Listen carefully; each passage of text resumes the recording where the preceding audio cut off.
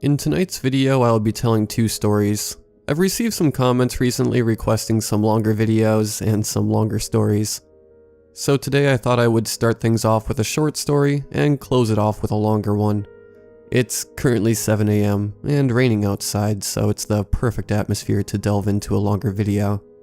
I have my coffee ready, and I think you guys will enjoy the lineup. The first story details an encounter deep in the woods late at night. The second story is a bit harder to explain without spoiling it, so I'll just allow you all to listen along. A huge thank you to the writers, whose links can be found in the description, for allowing me to make this video possible.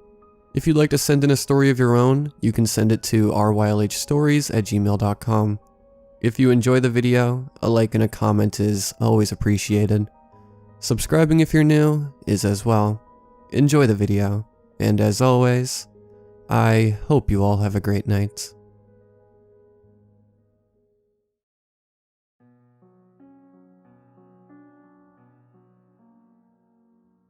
It was approaching the 2-year anniversary of my move to my cabin. I'd loved it so far, getting away from the city and my parents. The air was so clean, and the stars were amazingly clear at night. I lived alone, if you don't count dogs as family anyway. If you do, then I lived with the most amazing roommates in the world, a little Yorkie named Chess, and my Rot Lucy. They were the sweetest dogs, and they loved the country as much as I did. I trusted them to protect me more than I would a human roommate.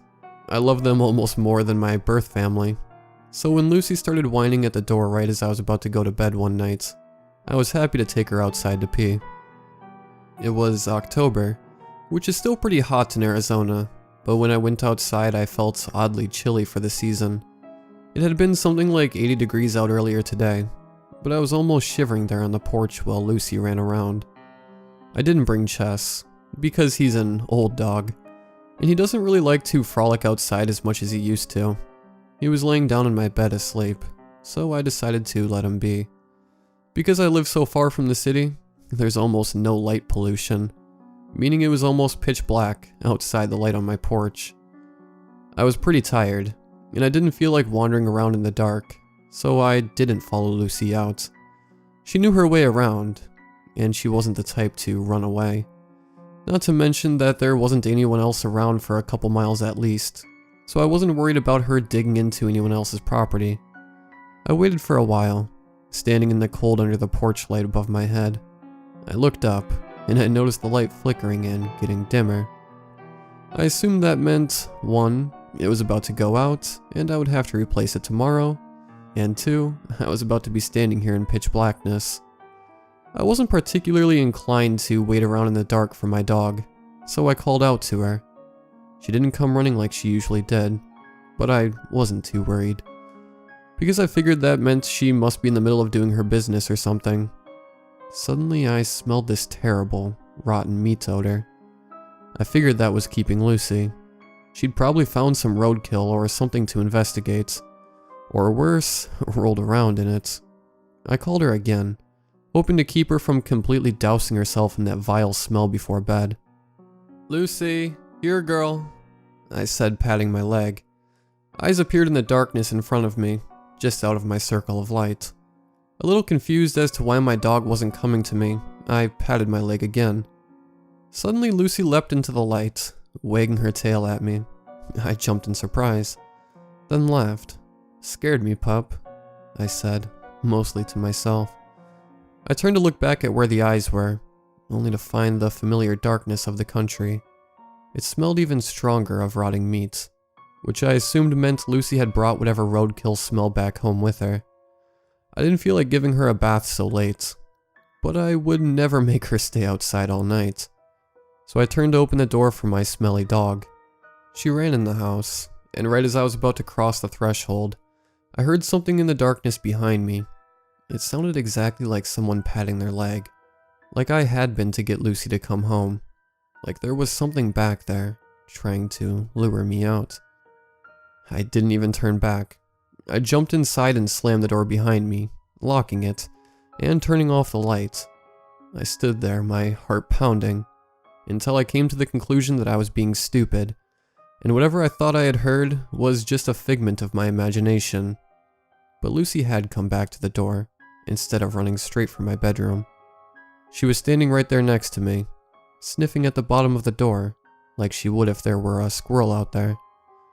It was then I realized that I didn't smell the rotten smell anymore, which made me think, if it wasn't Lucy, then what the hell smelled so strongly out there?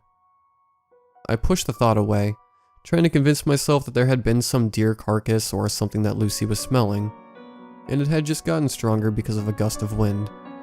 Either way, I was ready for bed. Right as I walked away from the door, sending Lucy running ahead of me into my room, I heard scratching on the door behind me. That would have been enough to convince me not to open the door, but the scratching wasn't coming from the bottom, like it would for most animals. It was coming from the middle, right at doorknob height. I felt the adrenaline rush into my veins again, sending me rushing to all the windows in my cabin. I locked every one, and the back door.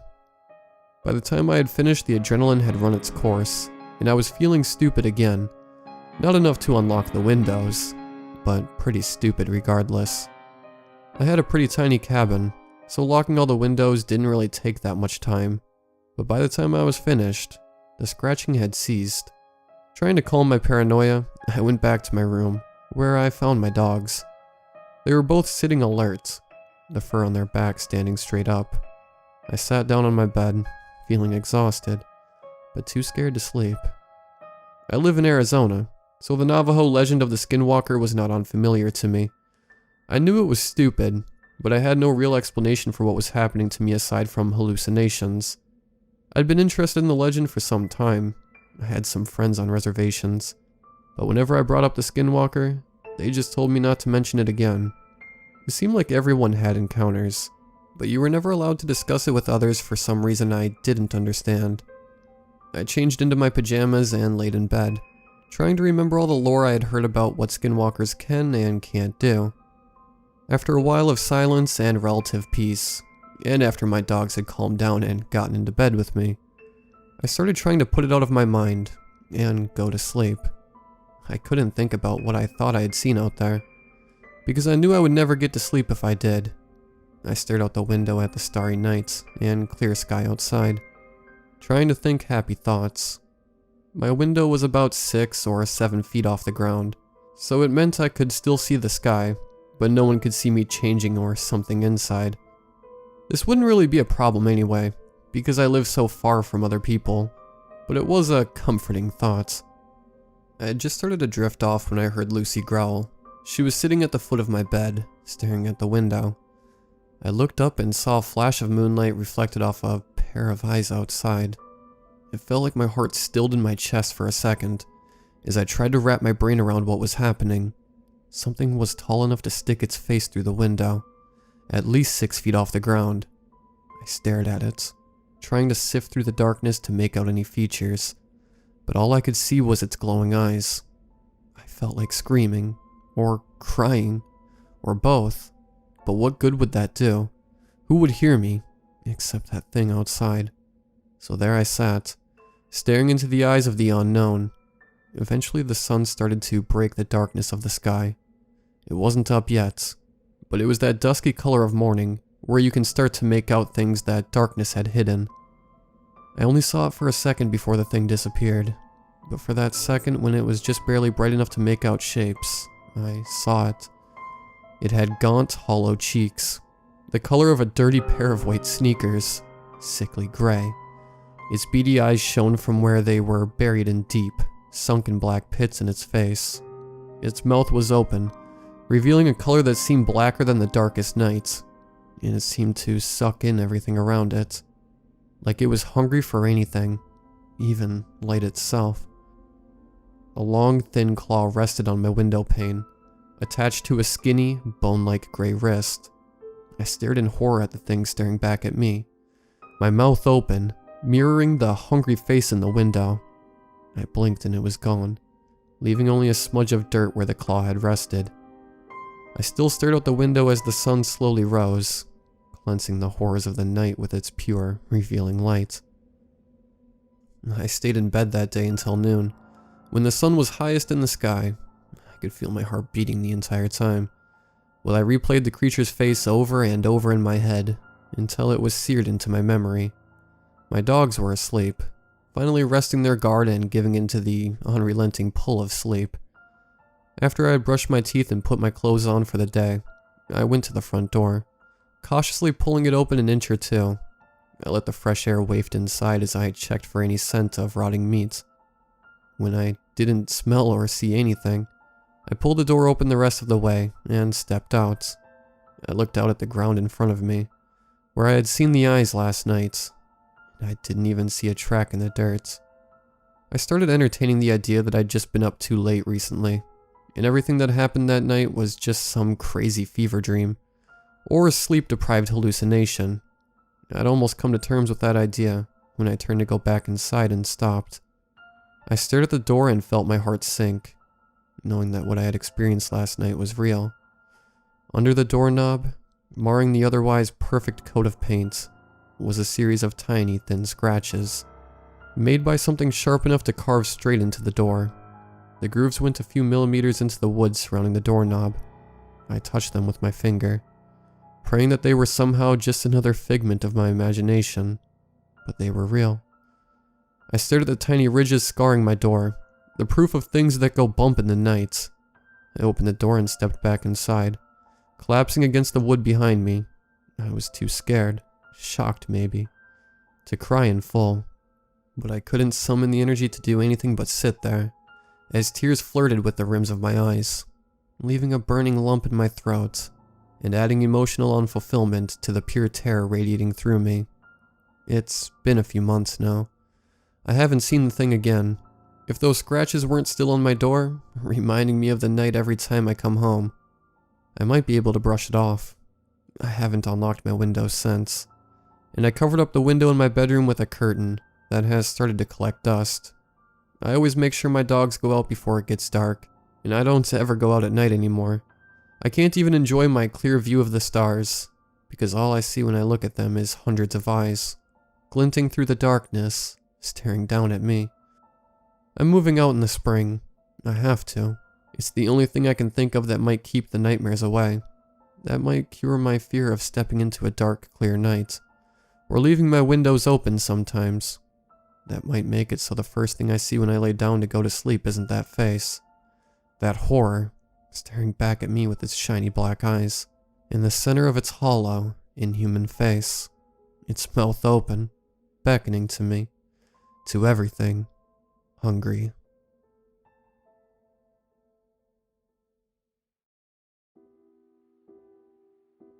Everyone knew the stories. They were passed down from generation to generation in the form of eerie whispers and cautionary tales.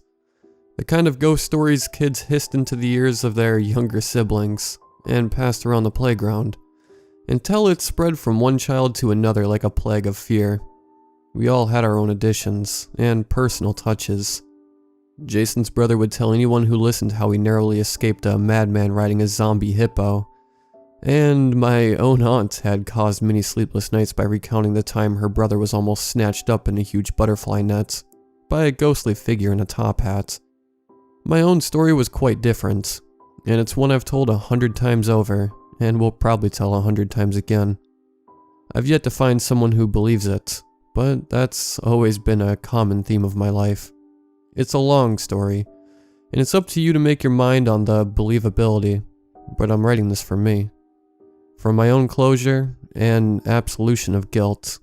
Mostly, though, I'm writing it for Lou. It's difficult to think of where best to start, but I think it's important to explain that I've had problems with my mental health for most of my life.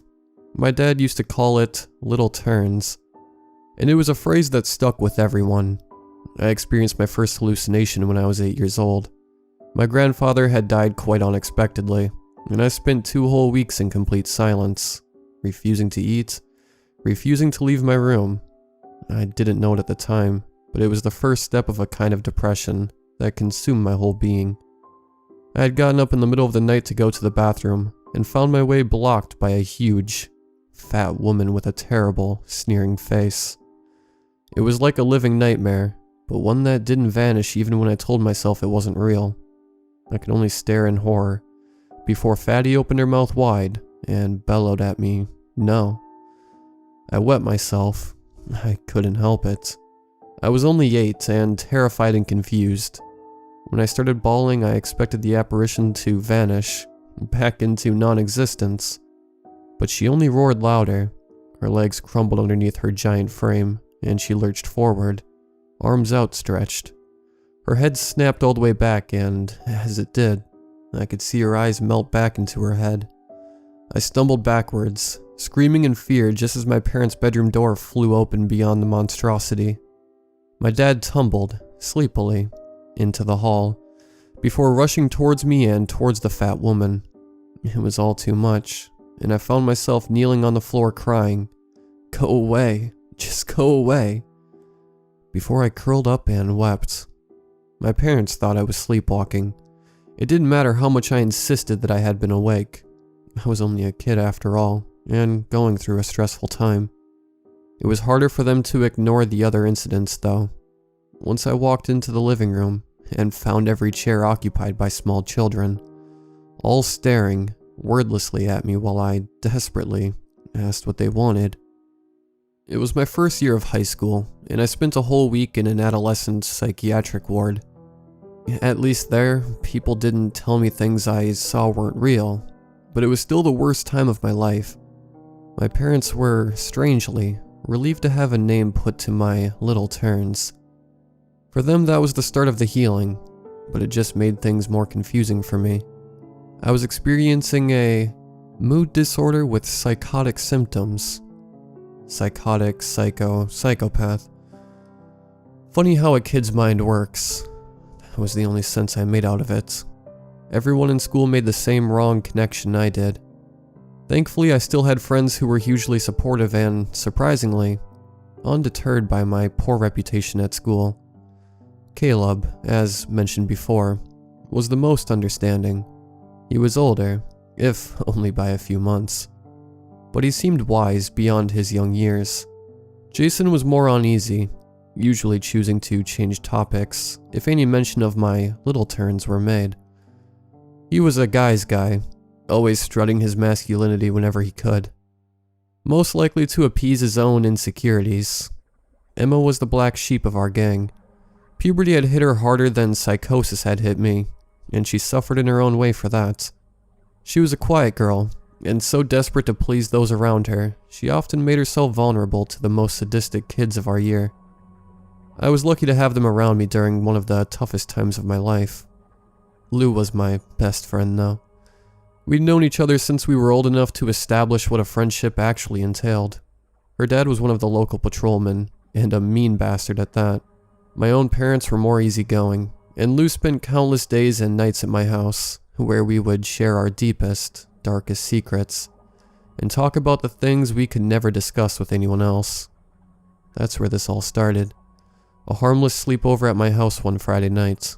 I had been to my appointment with my psychiatrist earlier in the day, so I had missed the latter half of school, but he had encouraged that I was doing much better, and seemed to be stable now. I was happy. I felt really normal for the first time in a long time, and was determined not to ruin that. We were sitting on the floor of my bedroom. I had my back up against the bed frame, and Lou was laid out on her side, propping her head up in the palm of her hand. The floor was strewn with magazines, big bags of sweets and chocolates, nail varnish and jewelry.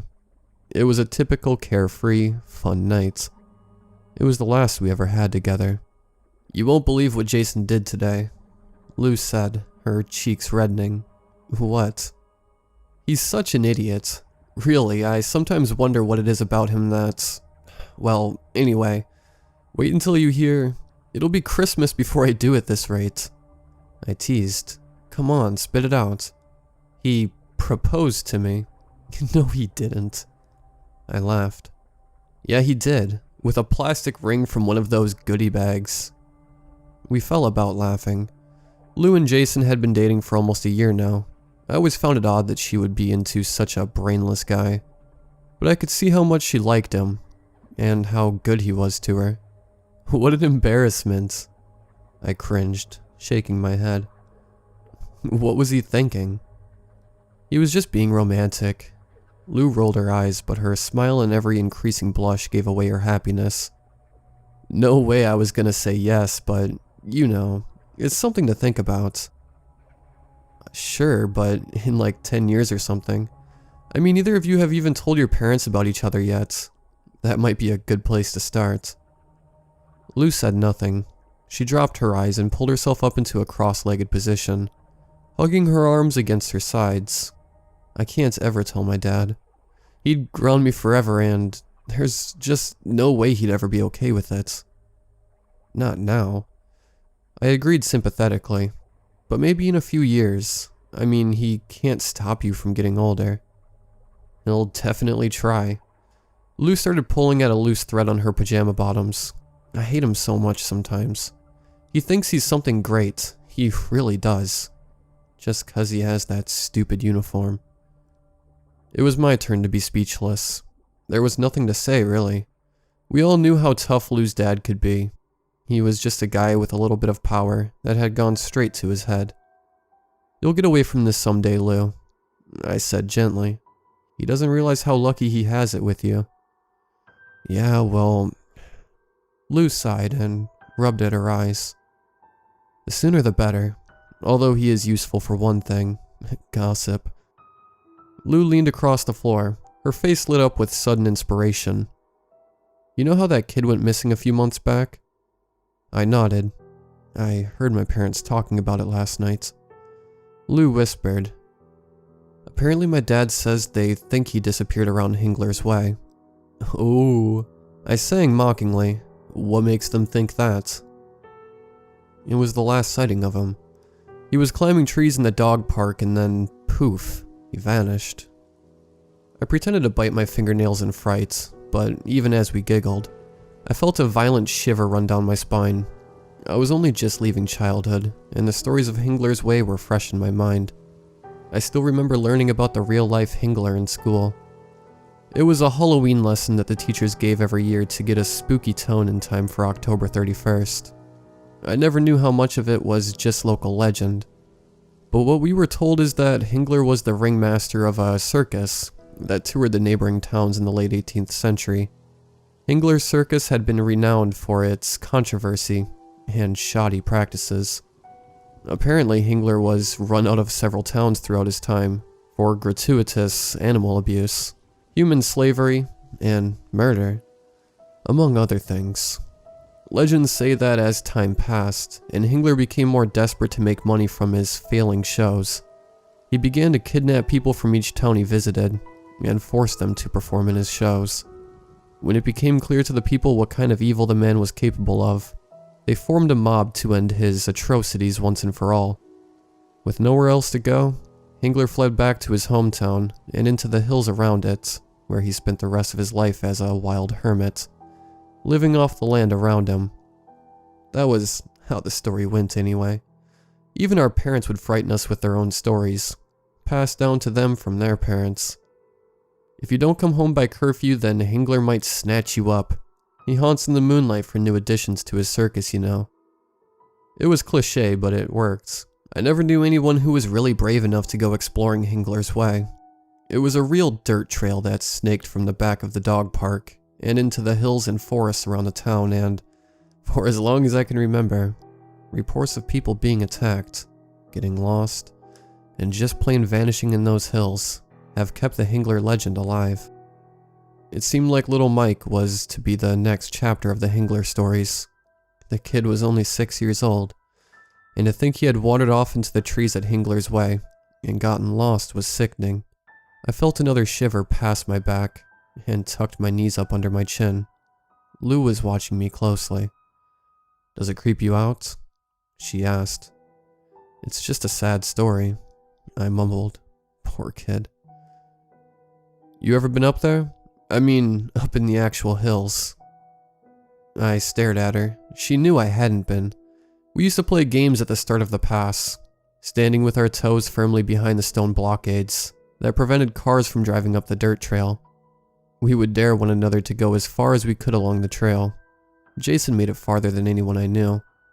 I remember how we had all watched, in horror, as he sprinted along the path, seemingly unable to stop, and even followed its curve round and up into the trees.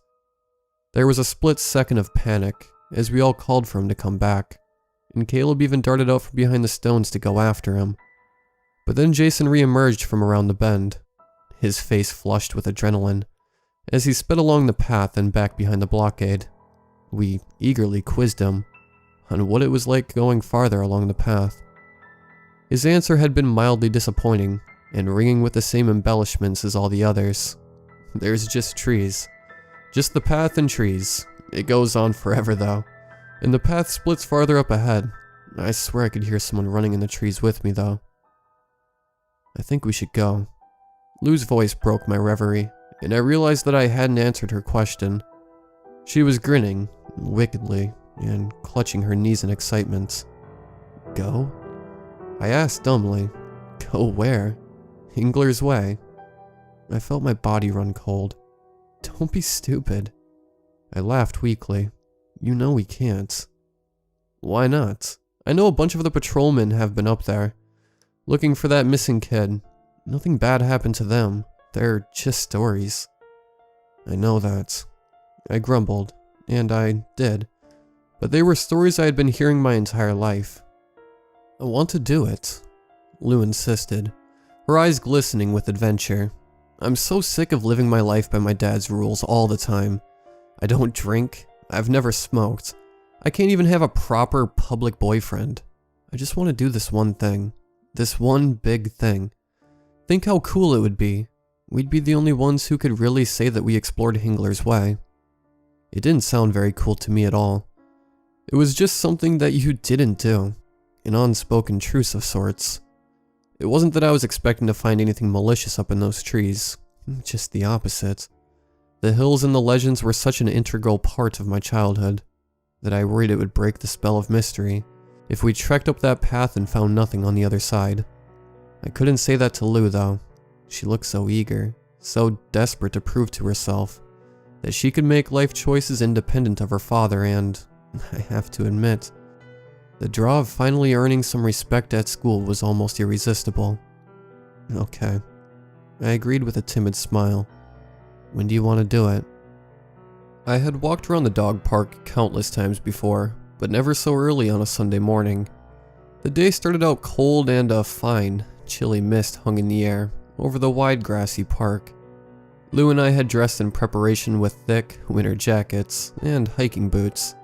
It was certainly eerie crossing the grassy plains without the usual crowding of joggers, dog walkers, and children playing. You know, this is probably the most stupid thing we've ever done. I told Lou as we neared the back path. If Mike did disappear around here, then who's to say his kidnapper isn't waiting around for his next victim?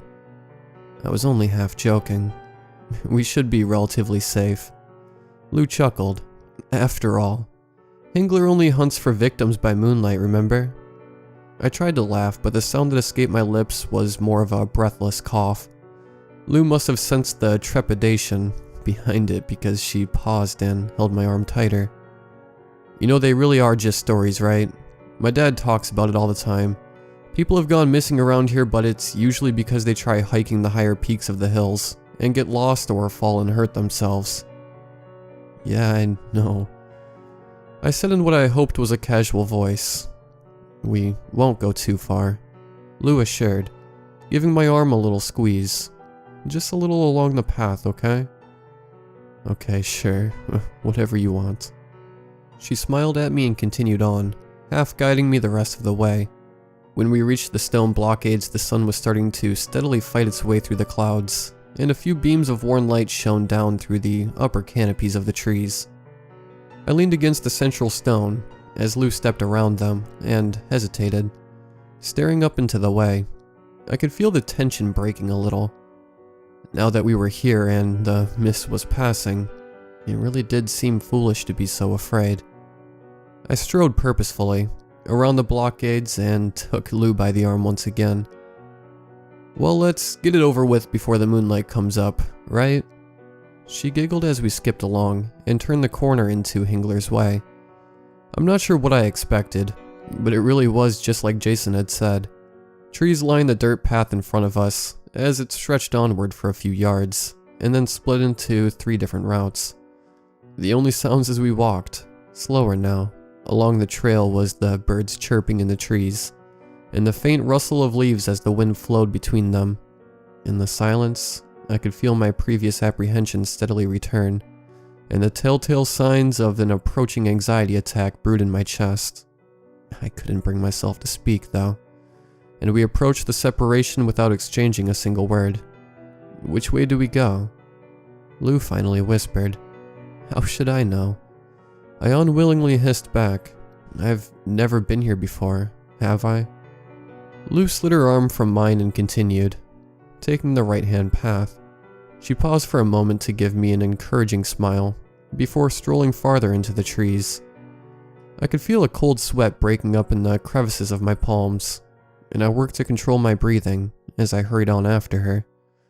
The right-hand path, it seemed, turned another bend and led farther right into the forest. The trail was less clear here, with weeds growing greedily through the earth and stones littering the path. I walked a few steps short of Lou, who seemed completely unfazed. After walking for what felt like minutes, I heard her mumble something ahead. "What did you say?" I asked, jogging a little to catch up to her. "Shh. I didn't hear what you said. Shut up a minute, will you?" Lou whispered harshly. I fell silent as we walked farther on, and then Lou stopped. "What is it?" I asked, my voice low. I thought I could hear something. "What kind of something?" "Like, I don't know, maybe footsteps, or coughing. I think it was coming from deeper into the forest." "Stop it, Lou," I warned, my heart beating faster as my eyes darted around the trees. "You didn't hear it?" "I mean it, Lou. Don't do that." "I'm not doing anything," she argued, and I winced as the volume of her voice raised slightly. Maybe it was just a squirrel or something. A coughing squirrel? I snapped in disbelief. We fell silent, and I knew we were both straining our ears, trying to catch whatever sounds Lou had heard before. "Nothing," Lou said quietly. I nodded, but I couldn't say that I thought I heard something, because maybe I hadn't. Maybe it was a bird with a low whistle or a distant cat. Maybe I had been trying so hard to hear something that my brain detected something that wasn't really there at all. It wouldn't be the first time I was hearing disembodied voices. I followed Lou on as we moved a little farther along the path, fighting the urge to turn and flee back towards the park. Lou was moving a little slower now, and, I guess, she was finally feeling that same sickening dread that I felt. I kept my eyes down at the path as we walked, reaching a calming mantra in my mind. When I chanced to glance upwards to scope our progress, I found the path ahead completely clear. I jolted to a stop and felt a sharp spike of panic hit my chest once again. "Lou?" I called, surprising myself with how loud my voice was. The silence of the forest answered me, and I felt an uneasy bubbling in my stomach, like trapped wind. Then suddenly to the left came a violent rustle of branches, and the crunch of dried leaves being crushed beneath someone's feet.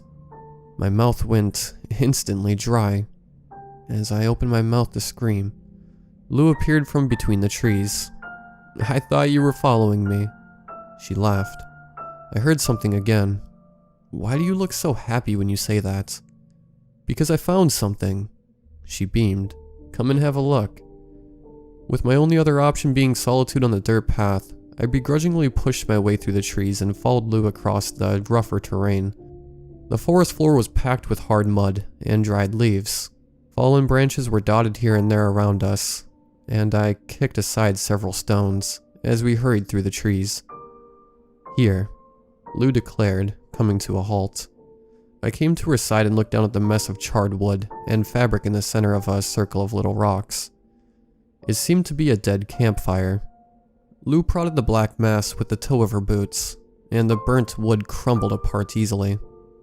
"It's not just this," Lou said. "There's another old fire pit farther that way, and another a little ahead." I remained where I was as Lou walked around me, pointing out towards the fire locations as she spoke. My own attention had been drawn elsewhere. It was my turn to lead the way as I stepped over the fire's remains and pushed, Farther into the trees. I heard Lou come crashing after me, but I didn't stop, until I was standing right in front of it.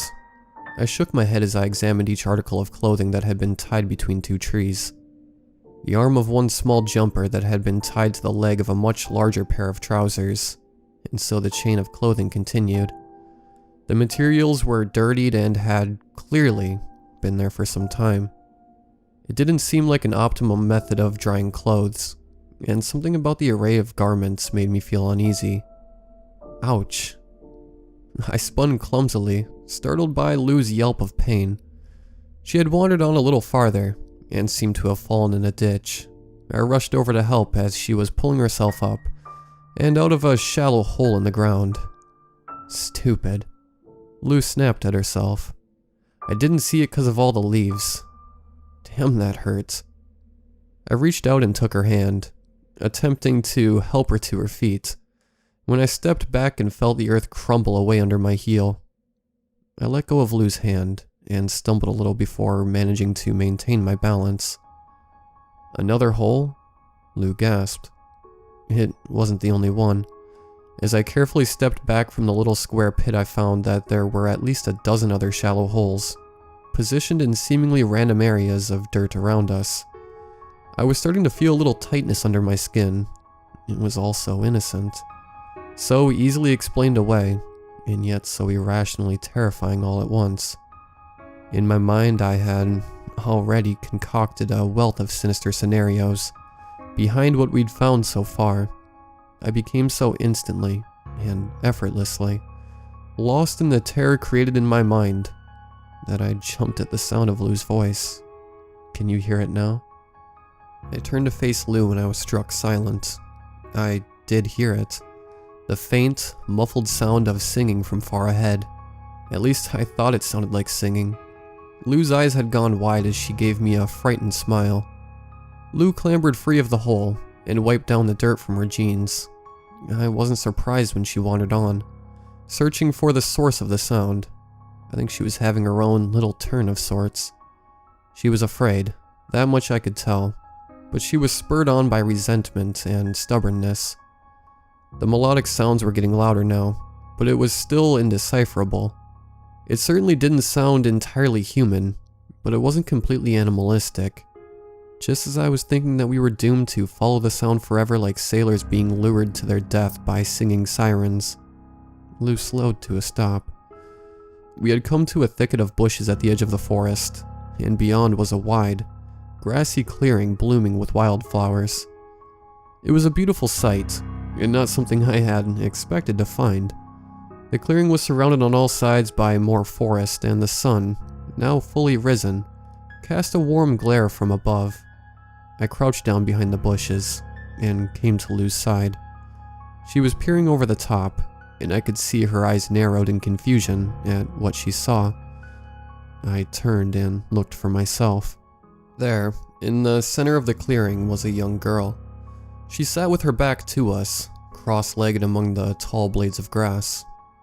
I guess she was younger than us by her size, and she had a thick head of long, shimmering dark hair that cascaded down her back to pool in the weeds around her. It seemed she was the source of the eerie singing, and she continued to croon the flat, toneless sounds, completely unaware of our presence. I exchanged a questioning look with Lou. She shrugged and smiled. "You want to say hello? Or do you think we'd frighten her?" Lou asked in a soft voice. "She doesn't seem all that scared," I reasoned. Lou nodded, questioning the next choice. Lou rose and led the way through the brambles. The sounds of our careless travel did not seem to reach the girl, but as we walked a few steps across the grass, she froze in place. I could see her suddenly become rigid, apparently startled by our advance. I felt bad that we had frightened her, and was about to call out that everything was okay, when the girl snapped around, like a wild animal, to face us. Lou and I stopped walking at the same time, finding ourselves struck dumb with sudden terror. The girl was still some way across the clearing, but we could still see her face clear enough. She stared at us with wide, bulging eyes that shone with fear. Her face was thin and pointed. Her Her skin a chalky white with dark shadows beneath the eyes, and her mouth gaped wide in a terrible, silent scream, revealing raw, red gums, encasing an empty black hole. The skin around her mouth was heavily scarred and stained with blood. Oh my God. Lou gasped shakily. I wanted to reach out for her, just to grasp onto something so I didn't feel so horribly isolated. We were so far from town now, so far from anything and anyone. My body urged me to scream, but for what purpose? Who would hear? I managed a few strangled, choking sounds that were wretched from my trembling body, pulled sharply around the aching lump in my throat. The pervading silence was becoming too much to bear. It was unnatural. Then the girl shot to her feet. She moved swiftly and rapidly like a snake. I felt a swell of relief as she turned and began to run across the clearing, heading for the cover of the trees across the way. I finally managed to reach out and grasp at Lou's t-shirt as we watched the girl retreat. I wanted to tell Lou that we should go, right now, but she was so captivated by the strange girl's movements as I was, it seemed. She was only a few feet away from the forest when, quite suddenly, her body made a sharp jerk and she fell, face forward into the grass. I gave a little cry of alarm, completely dumbfounded by what just happened. Did she have a seizure? A sudden heart attack? It only took a second before the girl was getting to her feet once more. Only now she moved slower, more carefully. She straightened herself up, and I was able to see how filthy her clothes were, how the muddy dungarees were frayed and torn around the arms and knees. The girl seemed to be struggling with something, and she reached down for a moment to retrieve the apparent cause of her sudden stillness. It took a moment for me to make it out, but then I saw how the thick, metal chain snaked around her ankle, with a link stretched across the meadow, affixed to what appeared to be a thick iron stake in the center. The girl held the chain in her hands for a moment before letting it drop again. Then her head snapped back to look at us once more. This time I did scream. Someone had to. The girl stretched her mouth open, twisting her expression into a manic snarl. She bolted straight at us, sprinting across the clearing like a lion. She did not tear her eyes away from us as she came. My body didn't seem to know how to react. I was racked with sharp shudders that made my limbs flail and my feet twist around beneath me. I held tighter to Lou's t-shirts and pulled her back with me as I willed myself to turn around and run. I thought my heart would explode as I tripped and stumbled toward the trees. Blood thudded in my ears, causing an urgent ache in my head. Adrenaline surged through my veins, dulling the otherwise stinging pain of nettles and thorns, as I threw myself across the bushes and tore across the forest floor. I leapt over the strange holes, crushed the blackened remains under my boots. I had started to cry at some point, and I made desperate, sobbing sounds as I screamed in my brain. When at last, I burst forth onto the dirt path, I could barely bring myself to feel relieved. The world seemed to have turned itself upside down, and as I glanced back and forward along the path, I couldn't decipher which way was the way out. I was so wrapped up in trying to secure my escape that it took me far too long to realize that Lou had not emerged with me. No, I found myself crying. No, please, no. I was pacing back and forward, making the occasional step towards the trees again before thinking better of it and tearing myself away. Lou? I cried, as tears streamed down my dirty and bloodied face. Lou, are you okay? Lou? Of course, there was no response, and the previous silence of the forest came crashing back down on me. It was too much. I chose a direction and headed down the path, moving as rapidly as I could, holding my hands over my ears to block out the silence and anything that dared to penetrate it. When I rounded a bend and found myself facing the long, empty trail, I gave a desperate cry of relief and sprinted towards the final bend, willing my legs to hold firm until, at last, there was the stone blockades, and there was the dog park beyond. My legs lost their strength at the final step and I fell, hard against the central stone. Grasping at it like a life preserver, I began to weep uncontrollably. I worked hard to stifle my tears and control my breathing once more as I shakily straightened up. I stared straight ahead as I edged around the stone, knowing that I couldn't look back. I couldn't handle any more horror. Then I heard the unmistakable sound of footsteps, of running straight behind me, getting closer and closer, and in my mind I could clearly see the silently screaming girl with her bloodied mouth and frantic eyes, and I knew she would catch me before I could get away, and I turned, hands raised in defense, screaming out a distraught cry as I prepared for the end. Lou was only half running. She looked as bad as I felt. Her hair was wild atop her head and infested with twigs and bits of dried leaves. She had small scratches all up and down her arms and across her face and her knees. They were bloodied and black. I staggered to meet her halfway, and she fell into my arms as we hugged fiercely and cried into each other's shoulders. I fell. Lou was shrieking. I fell in one of those holes again. I thought that was it. I crushed Lou against my chest and let her sob earnestly against me until we'd both run out of tears. We were only a few steps away from the start of Hingler's Way, but somehow, on our own side of the stone blockades, everything felt much safer. We walked slowly back across the dog park, feeling amazed to see the first dog walkers of the day strolling across the grass. It seemed unreal that life had gone on as it always had, while we battled pure horror only moments away. We received the odd, concerned stares as we made our way into town. There was no way Lou could go home looking like she did, and even at my house there would be too many unanswerable questions. Lou seemed to be operating on standby as we made our way through the shops, picking up a fresh change of clothes for each of us. I took the lead and used the small savings in my kitty bank account to pay for everything. As we reached her house, I stopped at the corner, just out of sight, and made sure she was cleaned up all right. That was when Lou finally found her voice again. "What are we going to do?" she asked feebly. I had anticipated this, but I felt unprepared. Despite the previous hours, my mind had started to work overtime as I dragged Lou around the town. Without consciously meaning to do so, I had concocted a plan in my head. A course of action should this very situation present itself. Still, I felt the pangs of regret as I steeled myself for what I was about to do. Nothing. I told Lou sternly, "There's nothing to do." "What do you mean?" Lou looked at me, incredulously, her eyes shining with fresh tears. "That little girl, didn't you see?"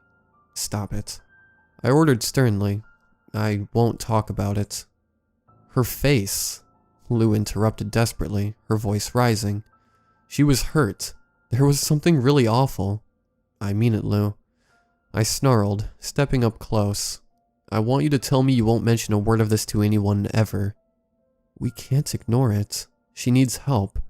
"We needed help," I countered. I don't know what we saw. All I know is, if what you're seeing doesn't make sense, even a little bit, then you need to question if what you saw was really real." Lou gasped, and I was reminded, upsettingly, of another wide-mouthed expression. "Don't do that," Lou whispered, shaking her head. "You know what we saw." "I don't," I insisted. It was true. I was already convincing myself of that. I won't make excuses for what I did. It kills me to think back on it, but I was pressured. I had spent my entire life trying to make sense of the things I saw, while others around me told me I was wrong for seeing it. I didn't want to be haunted by screaming fat women, or have people's faces melt away around me. I had spent hours of my childhood trying to convince others that what I saw was real, that it took several more years before I could convince myself otherwise. I was young and weak, and I couldn't deal with this newfound horror, and what it might mean. I saw how tough my parents found my little turns, how their exhaustion and stress had led to increased arguments and thinly veiled resentment, how they were so relieved when the medication started working and I was a little more normal. I saw the brief sideways glances my friends would spare me, as they wondered when I would snap again, and how they would have to continuously defend me against my tormentors. I saw how the teachers held back with me, how carefully they approached, and how awkwardly they talked to me. I wanted an easy way out. I wanted to rewind the clocks and erase the last hours of my life. There was only one way I could think of doing just that, and in that moment, Lou was the only obstacle preventing me from denial. So I did a terrible thing to my very best friend. What would your dad say if he found out where you'd been today? I asked quietly, strangely calm. What would he do? Lou bit her bottom lip, as a few sad tears trickled down her cheek. She still bore the tiny scratches from tree branches across her arms, but they were nothing compared to the bruising she had sported on more than one occasion. She would never tell the others about how bad her dad's temper could really get, but she had told me. She had shared it all. You wouldn't believe you. You know no one would. I don't believe you. The tears were flowing freely now as Lou stared straight into my eyes, maybe searching for where her friend had gone. I wasn't finished yet, though. You'll make everyone think we're liars if you say anything. You think I want people calling me a liar as well as a freak? You think I want to put up with any more of that? Some things are more important, Lou argued quietly, her voice dripping with distaste. You do what you want to do then, I stated flatly. I'll tell him about you and Jason. I'll show him the emails you send me at school about it, about your first kiss, how you like the way he holds you, everything. Lou's lips trembled as she frowned, trying to hold her composure. It had been a stressful day for her too, and she seemed to have reached the breaking point. She didn't speak. She didn't yell. She didn't do anything for what felt like the longest time. She didn't need to. I felt like a piece of crap, and part of me wished she would tell me so, or at least punch me in the face. I didn't deserve any retribution though. I had made my choice. I had taken the easy way out, and now I had to suffer for it in an entirely different way. Lou turned wordlessly and walked dejectedly back to her house. I watched her go, made sure I saw her open the front door and step inside before I turned and made my way back home. I never saw Lou again. The worst is yet to come.